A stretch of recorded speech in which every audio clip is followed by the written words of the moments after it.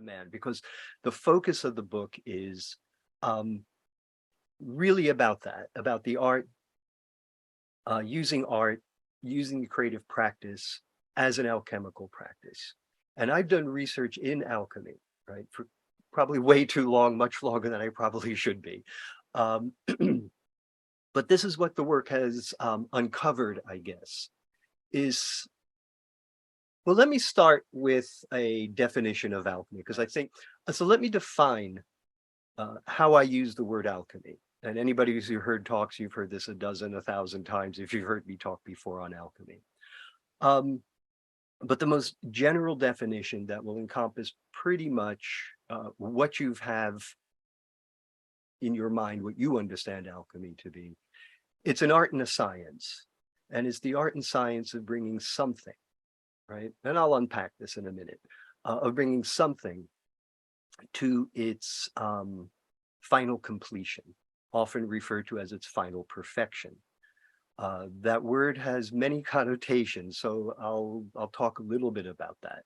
But it's really the idea of bringing something to its completion. So it's an art and a science. What is that, right?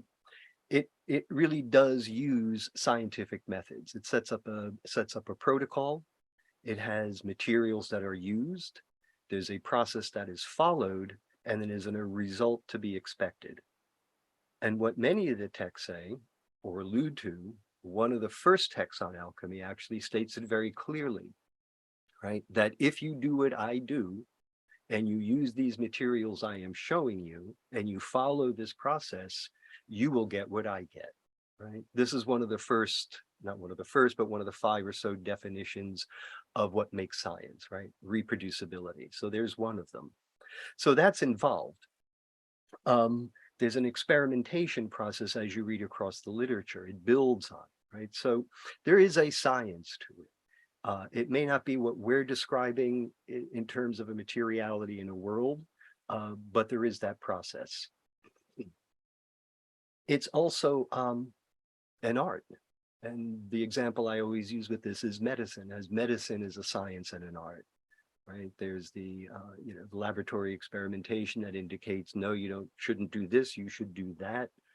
And then there's the clinical experience that comes out of this, that is the art, that says over 40 years experience, hundreds of thousands of patients, these 5 should not do that, right? This is where the art comes in. How do you manage this? How do you work this? Alchemy is the same way. And it is something that, I don't know how to put it, kind of invents itself. There's a process, there's a theory, there's a framework in which is involved. But this is the other aspect of alchemy. It is a dialogue. It is a dialogue with the world, right? It is a dialogue with creation. You do something and you get a result. You try to understand against what's supposed to happen. And again, this is science. And then you reproduce it. And then you do it again until you get the result you hope for, or you make changes in it, right? And there's again, another comparable thing to this is like cooking, right? There are folks that will follow a recipe and end up with something. There are others that can open up a cabinet and go, what do we have? Oh, we could do this, this, this, and this, and pull something together, right? So this is alchemy. And then you can go much further and deeper with it. So that thing that's being played with, that thing that's being worked on, right? That's engaged with. What is that thing? Well, in alchemy, it can be anything. Traditionally, I think when we discuss alchemy or hear of alchemy, it's this idea of transmutation of metals. And that is indeed a large portion of it, right? I'm going to read a little bit out of the book later, very short piece, 5 minutes or so, that will give you a thumbnail sketch of what this part is about. But that thing is, say, taking metal, taking a physical object, in the worldview of alchemy, right? Natural philosophy, is that all metals, and there were really only 7 that they named and knew of, were really on a spectrum, right? That there was really a root to them, and that its time in the earth, planetary influences, all these things would determine which metal was developed, right? And so you would have lead at the bottom end of the spectrum, right? Its composition, they understand or analyze by 4 elements: fire, air, earth, water. The various proportions of that lead to different expressions of the metal on the surface. So gold really is just a balanced lead. And all the other metals in between, copper, silver, iron, right? These are just variations on these basic elements, the 4 elements.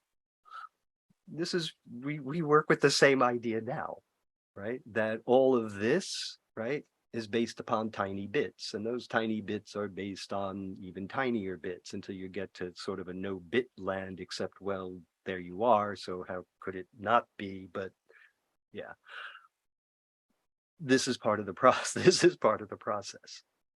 So this is what you do. You reach deep into the world that you're working in, right? That substrata, and you kind of do some tinkering and rearranging. Coming back out of it, you end up with one of those metals, right? We can explain that proton, neutron, and electron, right? Punch out some, add some, whatever. This is atomic energy. But they weren't working with that. They were working with acids, furnaces, things like this. The theories were correct. The level of energy that was being worked on to actually physically do this, they just needed to reach down to another level, which humans have done, right? 1930s Rutherford, I think it was, right? Transmuted oxygen into nitrogen. Didn't want to use the word transmutation, but he said, what else could I call it? But that's what it was. Reached in, did a tinkering on the substrate of that changed the surface, totally transmuted it. So this is what that thing is on a material level. It was also considered the thing being worked on was the soul, right?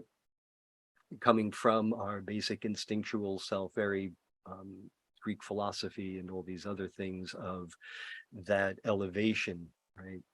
From the concrete to the abstract to the authentic. That's what the ascent of Plato. And this is what infuses a lot of alchemical theory and ideas, is this Neoplatonic idea, right? Of this ascent of the soul. And that much of this ascent of the soul necessitates a prop, necessitates a material basis upon which to project and imagine these changes, right? And this works, and this is in the early alchemical writings of Zosimos and others, early Greek alchemy. You'll find within there the allusions to the inner practices, and this is what I get into in the book. What I've done with the book is to kind of strip stuff down. So the alchemical practice really points to sort of an inner practice. You'll see, I'll read a bit out of it. So this is the spectrum of the thing, right? That it can be anything, right? Material, immaterial, hypothetical. Alchemical theory says all creation comes out of this, right? Whatever it may be. This is the Emerald Tablet. And so what is the purpose of it? To bring something to its final perfection is the way it's usually thought of, right? You're perfecting a metal, you're perfecting the soul, you're perfecting this. But really what that word means, or should mean, is this idea of completion, right? That on a material level, very clearly on a material level, lead is lead, gold is gold, they have characteristics. You can create a checklist as detailed as what have you want. And until that checklist matches this checklist by anyone's ideas and standards, you haven't made the change. You haven't brought it to completion, right? You haven't completed all the check boxes. This is the thing. The further back you go, the less boxes they had to check or imagined to check. Color was the basis. So changing a color of something in some of the literature suggests the transmutation was made. So why would they be doing all this? Right? This is where it gets into this inner work. This was a problem. You actually, you go through, this is what my work has been. I go through the experiments, I replicate as many as I can, meet with people who are replicating experiments, see what they've done, see what we've come up with, and then read back against the literature, but not just to crack the code of how do you do this thing, but what was their engagement with this process, this thing that they were making, right? And in the earlier work, it is about this ascent of the soul, right? And I get into this in the book again. This is like this is the book launch, so I'm plugging the book. So, but this is why I wrote the book, so that artists, primarily people involved in creative work of any kind, because this is the premise of alchemy. All creation comes from the one, right? Comes from the one. Which one? Well, if you're talking about greater creation, however you wish to conceive of that. But it also says the one, anyone. This is the process. So you one, me one, right? You follow this process, you will meet with a success in your creation. And so that's the basic overall idea of it, what the definition is, how I approach it. And at any point in the history and the practice of alchemy, this isn't the full, they're not expressing the fullness of it necessarily. Some are explicitly, and that's the only thing they're focused on, is the material or the spiritual, mostly after like the 1600s or so. So that's the definition. That's what I work with. That's what you'll see within the book. You'll see how it's all framed. And then what I do is try to give the basic fundamental theories of alchemy, and then the really key practices, right? Distillation, circulation, these things, and a really basic setup, right? That go to a kitchen supply place, you'll be fine. But from that, you actually see what the processes are. It's really Alchemy 101 in high school, right? You'll read this, you'll see this, you go, we did this in high school. And you go, you know what, you did. And this is what they did 500-600 years ago as part of a study or part of an understanding of this, what these processes are.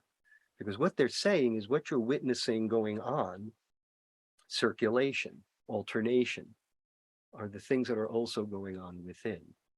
What they also imply, and in some places kind of explicitly state, is the more you do on the outside, well, this is explicitly stated, the more you do on the outside, the more likelihood you are to dream of it. What isn't explicitly stated, but kind of referenced, is this idea that you might come up with some answers there, right? And this is a, I wouldn't say a common theme throughout alchemy, but a theme throughout alchemy of this idea of dream work, right? And I touch on that in the book, methods of some very interesting stories of it that are outside of the esoteric, just purely scientific. And it has to do with prepping the mind. The more you focus on something, the more it internalizes. And then the more in the background, your brain is always working. The mind is always working, right? And you want a little proof of this is when you go to sleep at night and you have to wake up as you set the alarm, ask yourself, how many times have you wakened up like 2 to 3 minutes before the alarm went off, right? So there's something in the back of our minds, even as we sleep, that is aware of what is passing, right? So imagine what else you're carrying with you. If what you carry with you is done with intent, you get some very interesting results. The other thing that starts to happen within this dream, and this is what the philosophers speak about, is that it then takes the other step of pointing into another direction, not so much what you can take out into the day world to work with, get an answer, how do I solve this problem, but more an indication of which way into that, well, where are the dreams coming from world, right? What mind, what consciousness is the substrate of the dream? How do I get there? And you will start to find indications of it. And it's interesting how how our cultural our cultural upbringings and insights and understandings start to clothe that with myths. Whatever is the most dynamic in your life, they will come up as that. Sometimes not necessarily immediately recognized as such. For an example, oh, someone selling tickets to a carnival and saying go this way might be Hermes, you know, just could be somebody else. But it becomes an interesting idea, right? So this is where you get an idea of what the inner practices are, as well as what the outer practices are. And then the challenge is, and this is where alchemy in its full sense, right, is the challenge. How do you work with those two, right? And I just described it basically. It's by working on it, it becomes alive in the dream. You then bring it back out, do more work, so on and so forth. And then if it happens to start turning inward, which can change the process, there's a whole other thing that starts to go on. And so, as I said, it's a dialogue. It's a dialogue with nature. It's a dialogue with the world.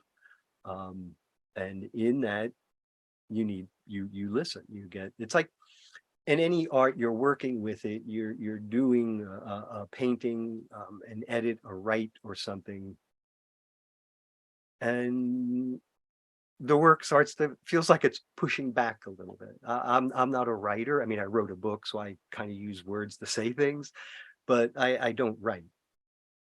Fiction writers write, right? But when you think about that, and then it's an amazing thing. But what a lot of them say is, probably everyone I've ever spoken to, this one way comes up is that, yeah, I'm doing one thing, but then all of a sudden the characters or location wants to do something else, and then I just need to keep up, right? This is what I mean where the work pushes back. In alchemy, right, in actual laboratory setup, it's the thing not going right, whereas it should. And this is also basic chemistry. I've worked as a chemist for a while. And it's like, okay, yeah, everything's supposed to be right. What's wrong, right? This kind of a thing. So that also, it resists. And then you need to think. And again, that's part of the process. So it's not, alchemy really may appear to be sort of like codified recipes, and it is, but there's a much deeper philosophical use of it. And again, as I say, as it develops, it focuses into different areas. So again, back to this idea of how are they unified? Through the practice, right? And what's very interesting about this to me is this is written of, this is spoken of. And again, this is the Emerald Tablet. Most of alchemy, and this is what I'm going to read this in about a matter of seconds after the next round of emergency vehicles passes.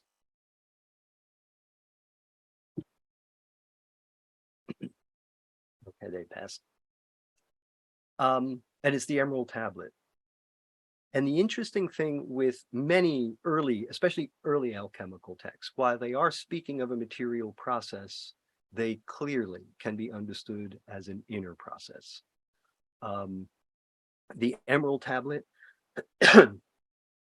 you will find echoes in it, or if not direct quotations from it, both in early alchemical texts and in Gnostic texts, right? In the Nag Hammadi library, the Apocryphon of St. John.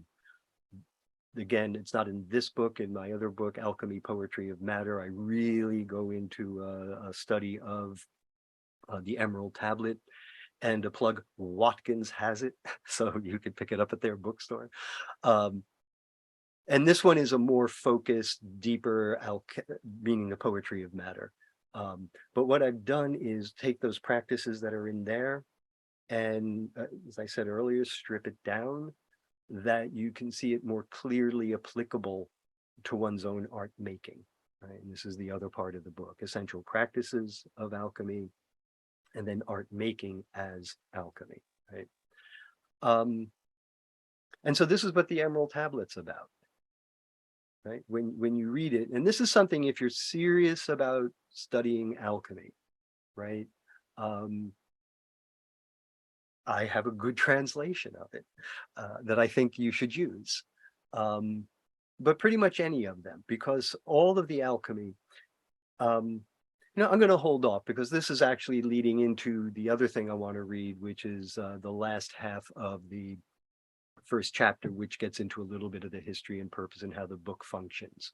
So what I'm going to do now, I'll read the Emerald Tablet, and there's a little couple of paragraphs before it giving a context of it. And I think from there, you'll see it. And as I was saying, read it, study it, get it in your head if you're going to be doing research or study in alchemy. Because once you do, as you look at images, as you look at books, as you read texts, you'll see it echoing, if not directly quoted and referenced, you'll see it echoing. And the other thing that's very interesting is when you have it really in your head, you start reading things outside of alchemy. And there's one that I find particularly interesting, and I don't think I'm ever going to be able to do it. So I'm throwing it out there for anybody to grab onto. There's a work by Grossa Teste. He was a 13th. Oh, yeah, I do this sometimes. I kind of go down the rabbit hole for a few of the folks I know are listening. So the rest of you, hold on.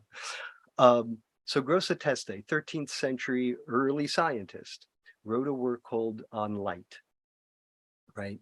And in there, I swear he is making a reference to the Emerald Tablet. Now, what's the big deal about that? It starts to suggest a transference of some knowledge out of the Arab world, perhaps a little earlier and deeper than we first thought. So, I'm sorry, I just got distracted with a thing that just popped up. So this is the importance of actually reading texts again and again, keeping it in your head, right? So that as you go further with it, you start to see it, and they open up avenues of understanding and research. The other thing about having something in your head is that, even, again, like the alarm clock thing in the morning, it's in your head. So there's something kind of churning with it, especially those lines that you really don't understand. The brain likes new and weird things. So in the background, it'll pop to it, but it will pop up again at the oddest moments or the most triggered moments where all of a sudden there's an insight that says something. And this is where sort of your inner preparation with the reading and studying engages the world. So aside from the dream world showing you things start to trigger stuff in the day world, right? And again, kind of referenced in this. So let me read. Let me take a sip of water, or as I say here, a sip of water.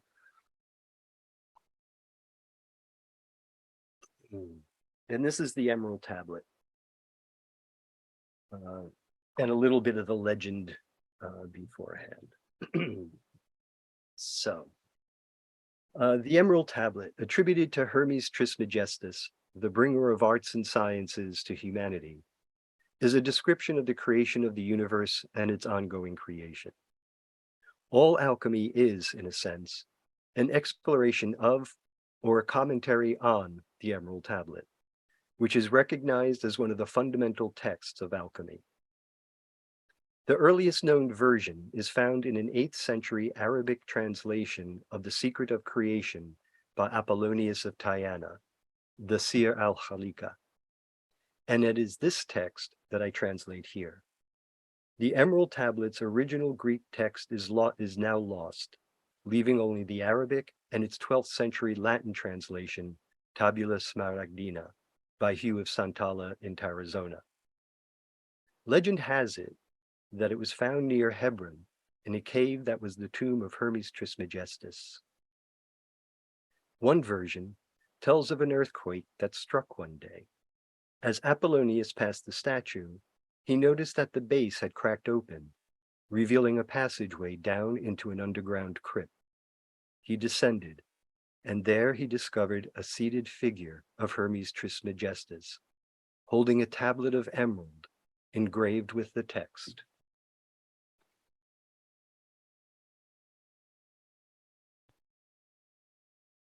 A truth without doubt, holy sound, that the highest is from the lowest, and the lowest is from the highest. The working of wonders is from the one, just as all things came from the one by a single governance. Its father is the sun, and its mother is the moon. The wind carries it in her belly. The earth nourishes it. Father of talismans, treasure house of wonders, perfection of powers. Fire became earth. Separate the earth from the fire. The subtler is nobler than the gross. With skilled work and restraint, it will ascend from the earth to heaven and descend to earth from heaven. And within itself is the power of the highest and of the lowest. Within it is the light of lights. Therefore darkness flees from it. Power of powers, it can conquer every subtle thing and penetrate everything gross.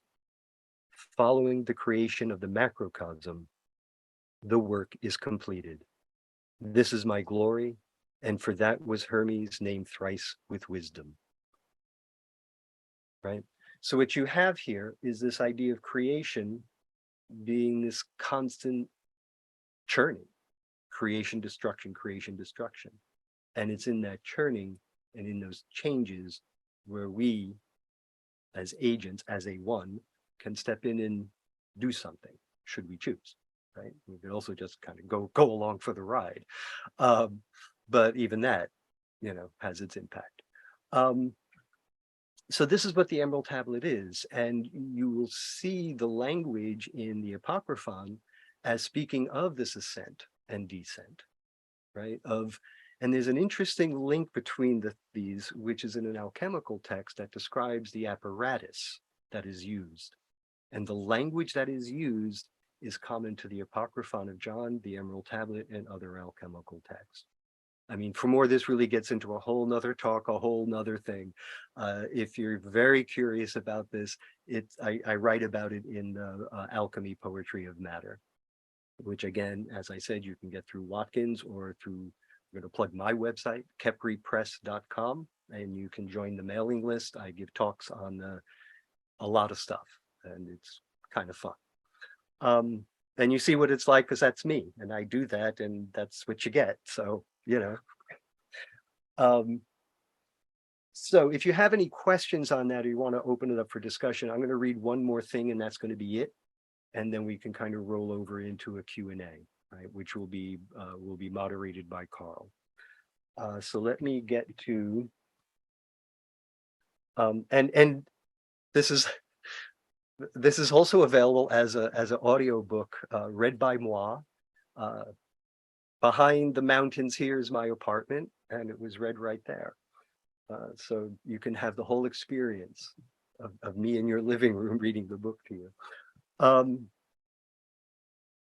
Okay, here it is. Let me take a sip of tea this time.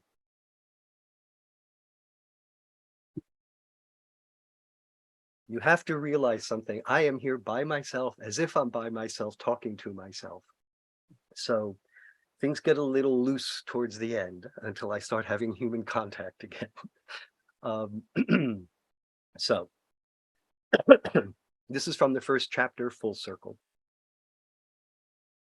This book will guide you through the inner alchemical practices such as meditation, visualization, and dream work, while the practical experiments described will ground you in alchemical theory. Most importantly, this book will show you how you can use your art practice as an alchemical practice. Pared down to the essentials, I give no specific cultural, religious, or mythic framework with which to work, except as an example or illustration. Consider these practices as nests in which to structure and imagine your work. I leave it to you to work out the details. It is all an experimental work in progress, my exploration of alchemy. But what I present here are all true, attested statements. All, if implemented in a practice, any practice, will enhance and charge that practice. This impulse to compose and recompose is the alchemical impulse. To want or need to change, transform, transfigure, or transmute is an ascent from the imperfect to the perfect, from ignorance to wisdom, to the betterment of self, community, and world. This is alchemy, as this book will show. Alchemy is the art and science of bringing something to its final perfection. Your understanding of this definition will deepen as you continue reading. To give a complete historical account of alchemy's development is not what this book is about. But suffice it to say that Western alchemy has its more than 2,000-year-old roots in Greco-Roman alchemy and the philosophies of Alexandria, Egypt. Moving from there to Byzantium, it developed a more philosophical nature and material uses such as the incendiary weapon Greek fire, an early form of napalm. With the rise of Islam and its embrace of learning and the sciences, alchemy evolved further both as a spiritual quest as well as, or as part of, a material quest. To know the world of creation is to come closer to the Creator. This is the alchemy that entered Europe in the 12th century through Andalusia and Sicily, according to the textual tradition.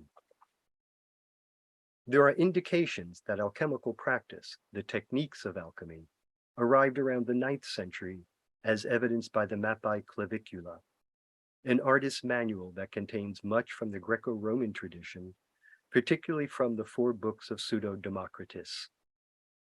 This tradition continues in the early works of medieval and Renaissance art manuals. Alchemy, in the early centuries in the West, was mainly focused on transmutation and questions concerning the nature of matter, with some elements of inner aspects.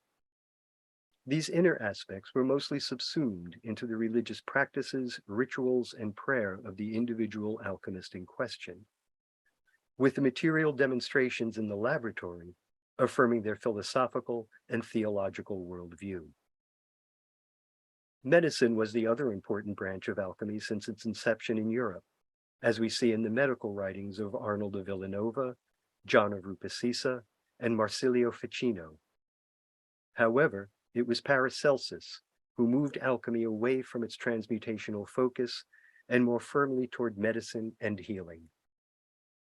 One can consider there to be 3 significant strands of alchemy that at times intersect with each other. Transmutational alchemy, medicinal alchemy, and spiritual alchemy. And along with these 3, as with all human endeavors, were the hucksters, cheats, and charlatans known as the puffers. By the 18th century, the pursuit of transmutational alchemy was essentially over.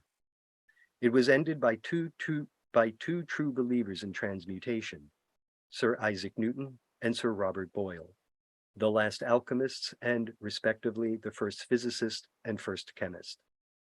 From this point forward, alchemy's development slowed and fell into disrepute. Or, more accurately, parts of alchemical practice and theory did, but other parts evolved into the more powerful and accurate tools of physics and chemistry that can unlock and make useful the material forces of the world. And yet, as expressed in alchemy, the sense that the world is based on change and transmutation continued with its strong appeal. In the mid-19th century, one of the first modern writings, a suggestive inquiry into the Hermetic mystery, written by Mary Ann South Atwood, published in 1850, put aside alchemical transmutational practice and tried to understand alchemy's inner spiritual aspects and intentions.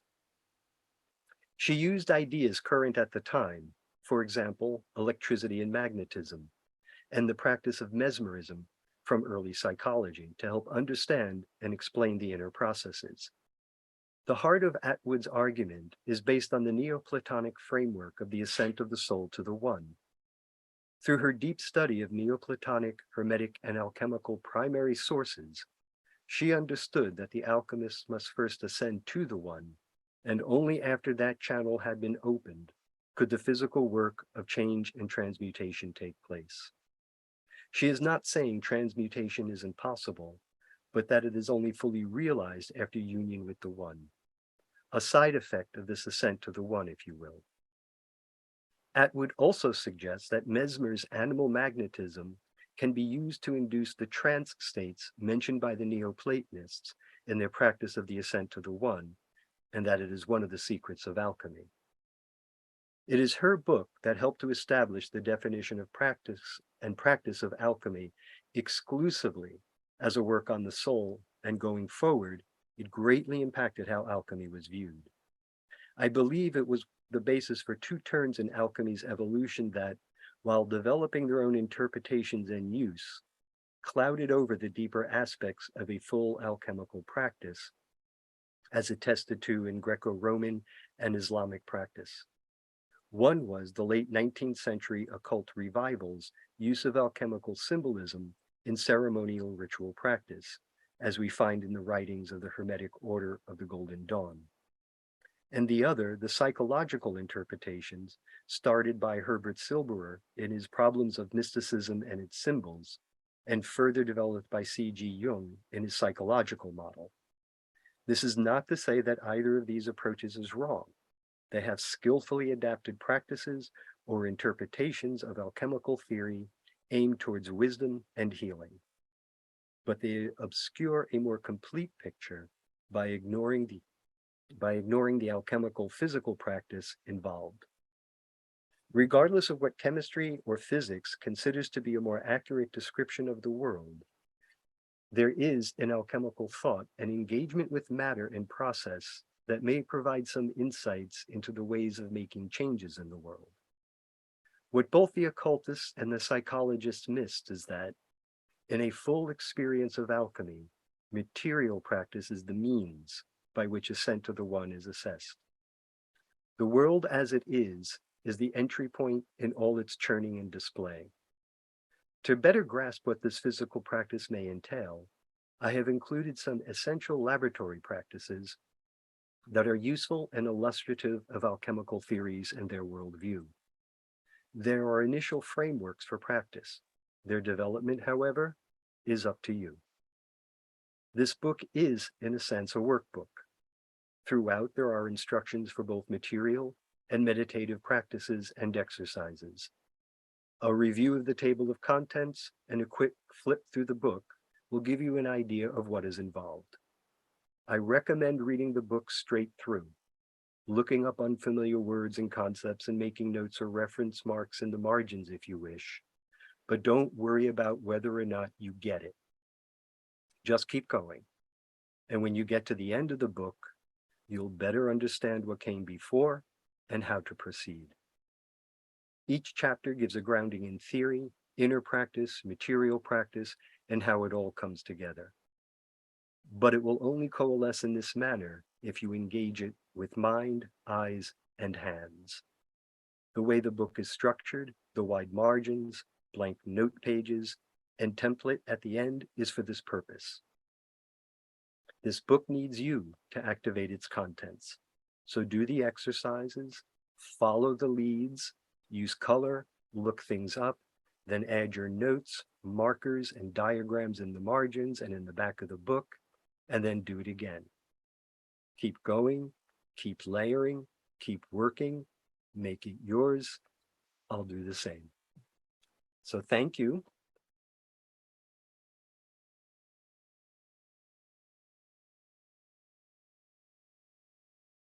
Beyond that. Yes, both and. It's the curse of my life. It's always both and, really ever either or. In just about anything I do. It's something, I don't know if I have any of my family members attending it. It's something my father always used to complain about me. And one of the phrases he would use was, "You want your cake and eat it too." To which my response was, "Yeah." You got a problem with that? And then it was also kind of puzzling because, like, don't you have to have it to eat it? But anyway, that's a whole nother thing.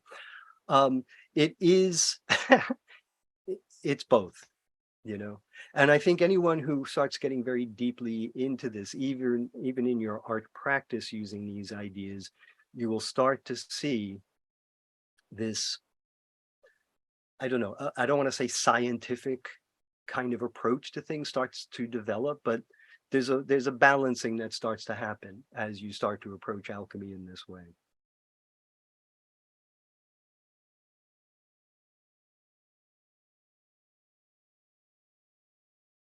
This is an example I use a lot because to me it's a very clear, concrete one, and we all have the experience of it. And this is the idea of a stereogram, right? It's that image that you look at with your in just regular world, and it's two images, but they're both of the same thing. And this is like alchemy. Alchemy has a spiritual inner aspect, a scientific aspect, an artistic, however you want to put it. They're two different things, at least the way we understand science and art. And so when you read an alchemical text as a material practice, let's say, you can understand it as a material practice. It will point to the things that you can interpret as what the protocol is.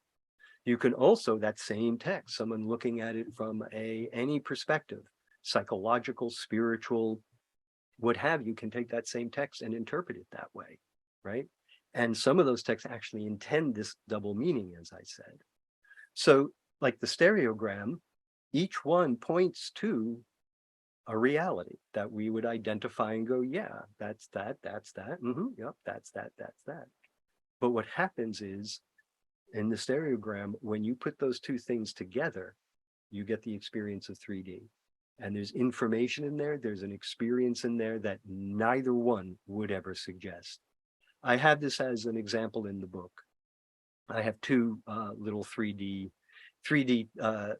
trials there, if you wish, but it is to illustrate this point, right? To use that as a metaphor, because really what happens when you are, and it's not just alchemy, I mean, it's any kind of, when those two things kind of harmonize or kind of come into interplay, but they both need to be distinct.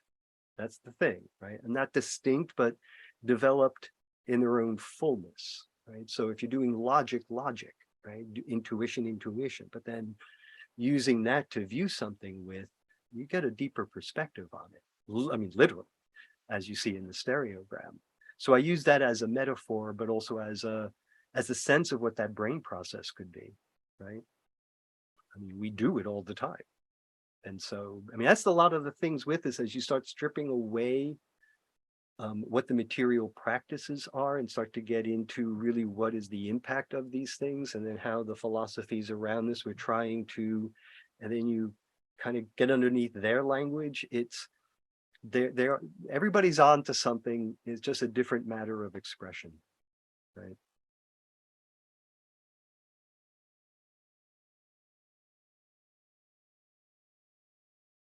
Like sometimes it's not exactly one to one, right? In other words, well, in alchemy this happens and then does this, except you can, right? I make films, I do books, I do, right?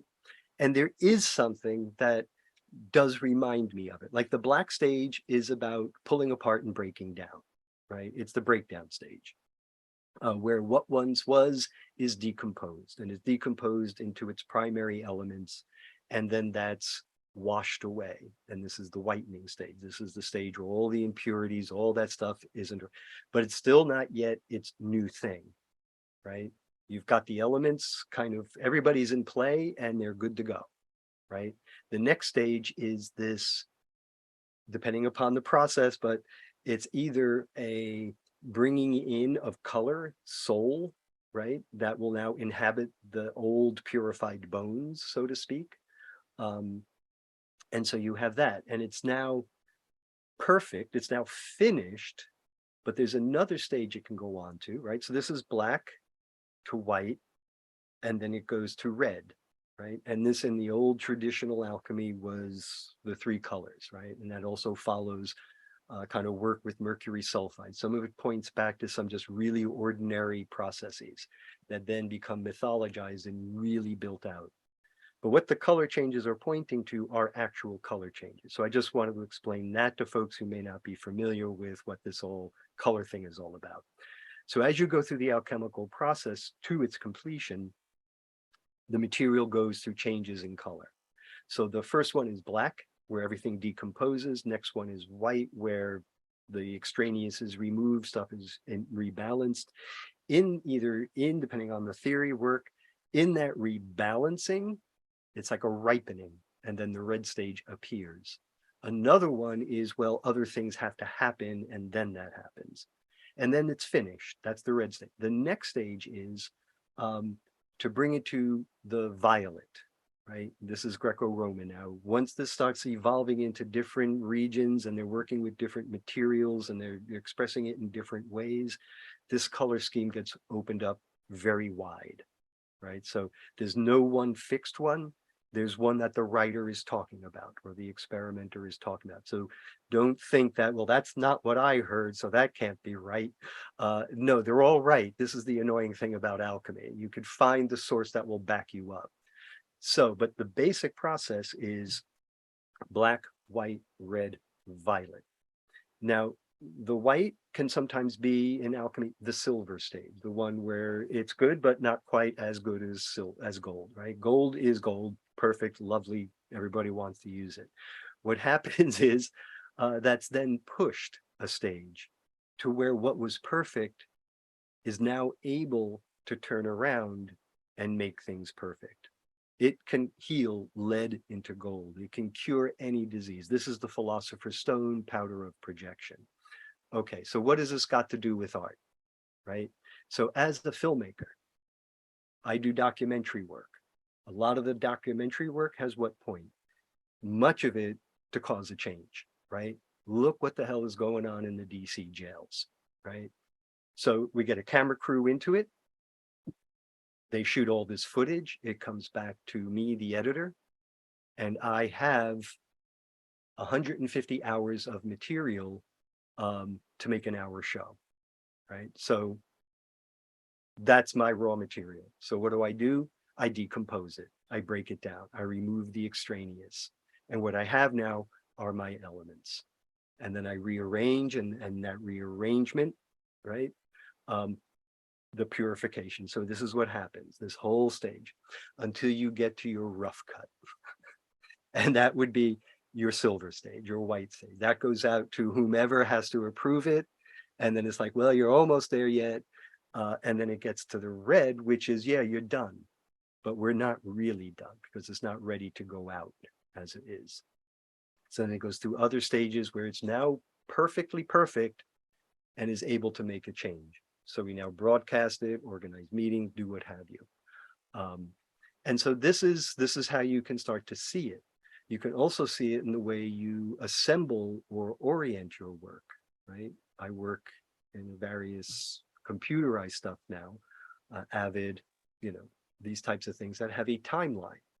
And it becomes very easy to explain to assistants, whatever, how you compose a scene by working with these various elements, right? Meaning of word, sound of the meaning of the sound of the word, sound of the room, any other elements that you have in there, context, meaning of things. How do you weave those three things together to create a meaning, right? That really is there, but hasn't been caught on film, right? And so anyone watching this scene will say what they saw. They will get the meaning of that because this was our intent, purging out whatever, knowing what was, putting this there, causing that, and then they do some work to fill it in. So paint, I mean, I can go on, but I won't.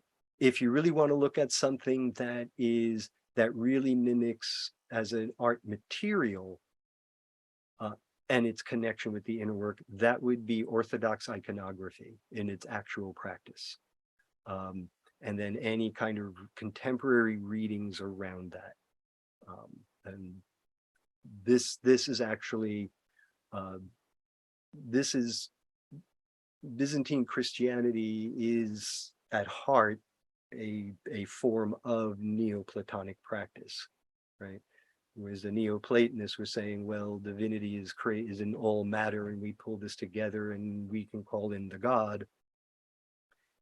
Byzantine Christianity says, well, yes, but that's in the perfected body of man we call Christ, right? And so, but if you look at early Byzantine ritual process, use of icon, use of imagery, these sorts of things, you will actually see what's written about in the Neoplatonic practices practiced. So as insights into alchemy, which comes out of the same mix, same practices, fields, philosophies, materials, idea of using the material world as the prop to get close, right? And this is the thing with icons, as they say, and this relates to alchemy. An icon, as you are working on it, is both a window to what you're aiming towards, but is also a mirror to your soul, right?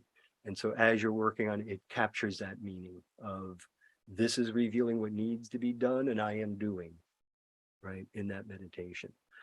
So that would be an art form, right? And you'll start to see it there. So again, it's not a one-to-one. You have to sit back with it if you really want to see, but it's mostly in its approach to what happens as you work on something. And this I'm focusing more on the idea of dreams, right? The idea of how those changes, and read the book. It's like, I hope to have made it somewhat clear there. So I hope that somewhat answered it. The bibliography in it is also good for further reading. I mean, if you know my work, this is one of the first book, actually, the Weiser book I didn't do it with. They wouldn't let me because it was part of but all my books start with the bibliography, right? I don't put the bibliography at the back. It's title page, bibliography. And the reason is, I mean, for me, that's the first thing I look at when I'm the stuff I'm interested in. It's like footnotes, bibliography. I'll, check the chapters, check maybe a few keywords. What do they have to say about it? Bibliography. This is your breadcrumbs, and each book, as they say, opens another. It's an old alchemical saying by Arasis, an early Islamic alchemist. One book opens another.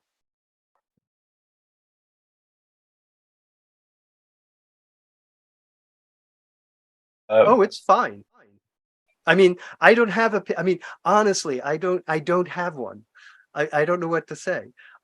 It's not like it's a here fundamentally, this is what it really comes down to, and this is what kind of prompted the book. I'll say it how an old friend of mine says, it's all about it's all about style. It's like, do you like that hat or do you like this hat? Meaning like different ways of approaching things, right? It's like how it's clothed, but it is a coherent system, and any coherent system, if you work with it,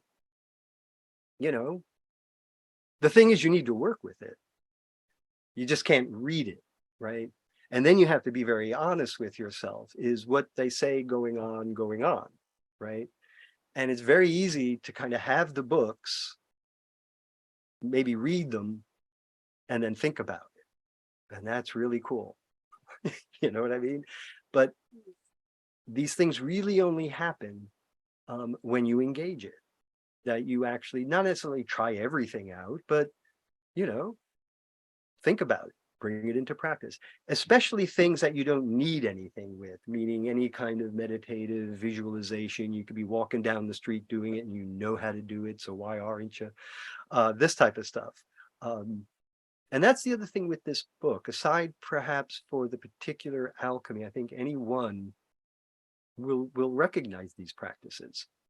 They may recognize it from their, Orthodox practice. They may recognize it from their yoga studio. They may recognize that that's what my mom said, but you will, it's funny because as I was writing this, I'm getting very lovely responses to it. So I feel encouraged, but really I have to be honest, when I wrote it, I was like, there's nothing there. Do you know what I mean? It was, but there is. And that's the thing. It's the there that's there is really there, and there's nothing really extraneous to it. So it's kind of like a modernist piece of music, whereas if you look at the sheet music, you go, where's the music? But when it's performed, you hear it, if you understand what I mean. Arvo Pärt is like this. This is who I'm thinking of. Look at his sheet music, listen to him. The sheet music, you can go page by page, and there's maybe one note somewhere that's continued over 5 pages. Anyhow, do I digress? Not at all.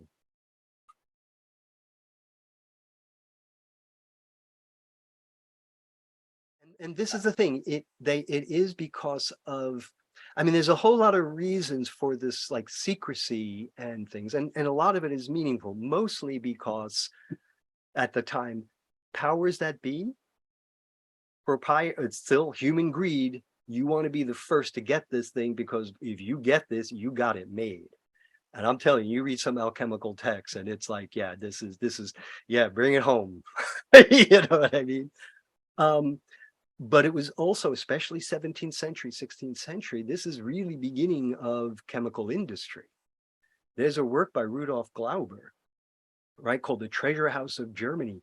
He discovered or how to make saltpeter. Before then, you had to harvest it from horse stalls.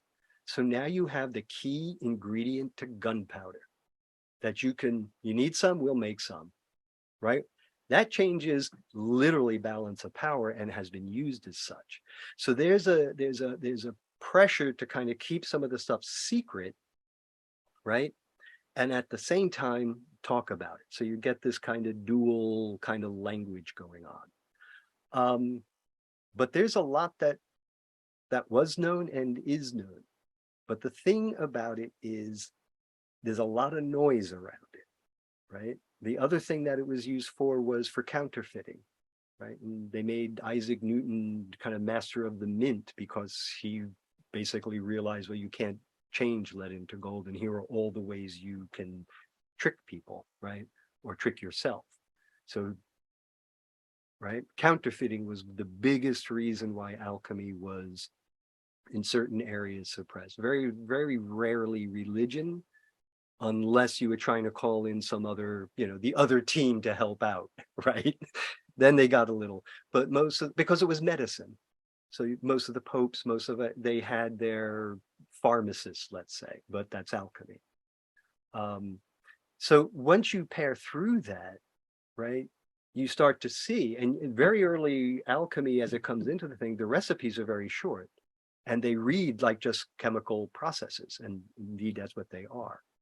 But then as the belief and the understanding that transmutation can happen, and then there's an inner part of it that it's like, well, we don't want this to get into the hands of ordinary people because, well, it's the same with any advanced science or technology. I mean, do you really want anybody to be making nukes or sarin? You know what I mean? It's like, well, not really. We kind of want to keep that back a bit, right? And this gets into a practice too in alchemical text known as dispersion, where bits of it were written about in each book, and that by reading across the 3 books, you could piece it together. So there was this thing of wanting to share the knowledge, protect the knowledge, and this is where you get the complexities. And then if anybody is developing anything that is philosophically or theoretically challenging to both state and church, you also have your ass on the line. And that also lends to a multiplicity of books, a lot of obfuscation that you have to really work your way through. But once you work it, it's like, to explain some of these processes is very easy, but then to actually how do you make bread, right? I could tell you that, and you can go, okay.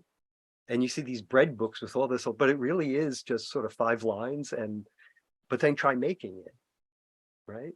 It's once you get it, right? And it's like, it really is like that, so remove all the pretty pictures, remove all the glowing, how this bread is and what you could use it for, and just kind of give all of a sudden you realize, wow, you could have written that cookbook in like 10 pages. You know what I mean? It's only half kidding, but you get my point.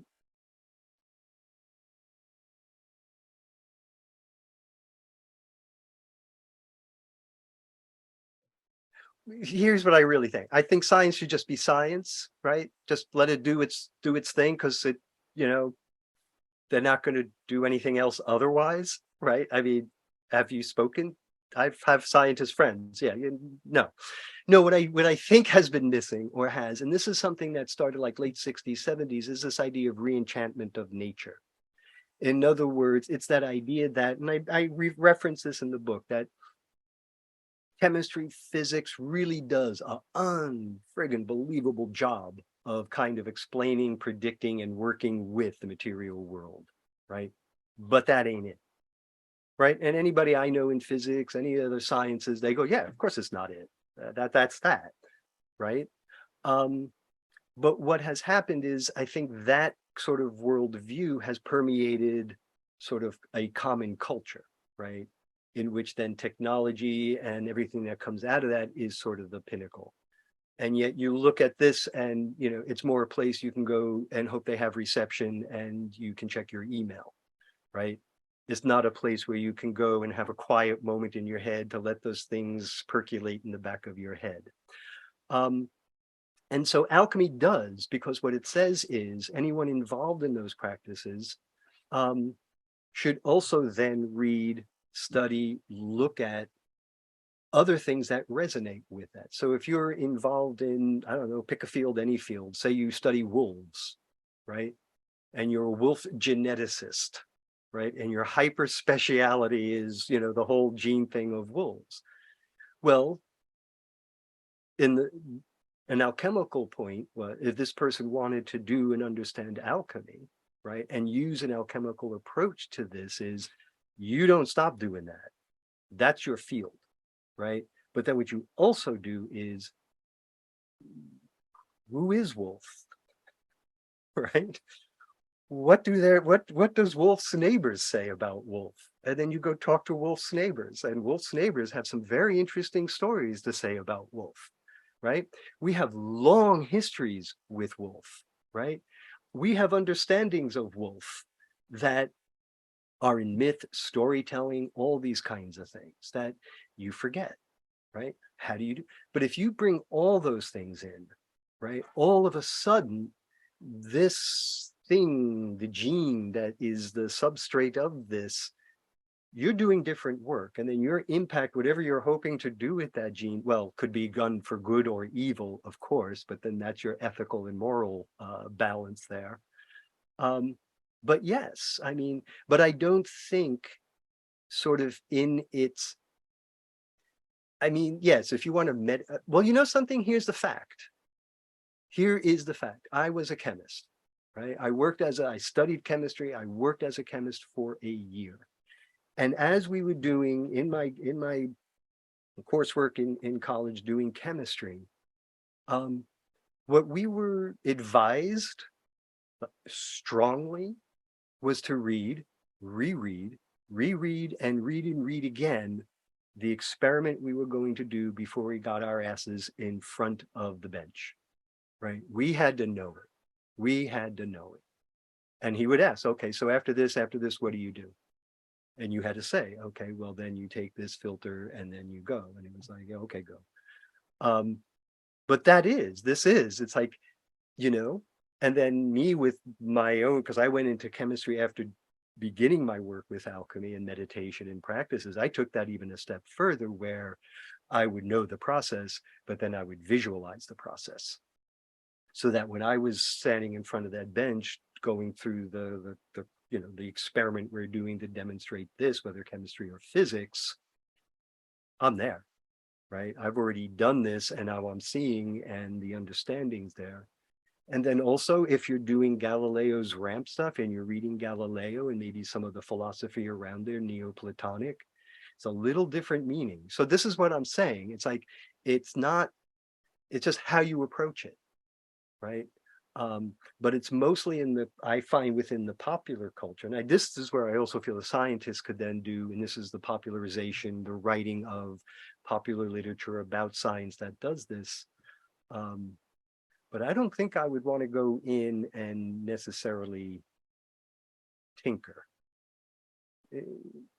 Tighten the ethics, you know, better on some of the journals. They seem to be getting a little fast and loose on things. But other than that, you know, I mean, we're doing this, right? I mean, that's the other thing. Oh, science. Like, yeah, well, yeah. You know, what are we going to do with it, though? You know, that's the thing. That's the golem. That's the story of the golem. I'll leave it at that.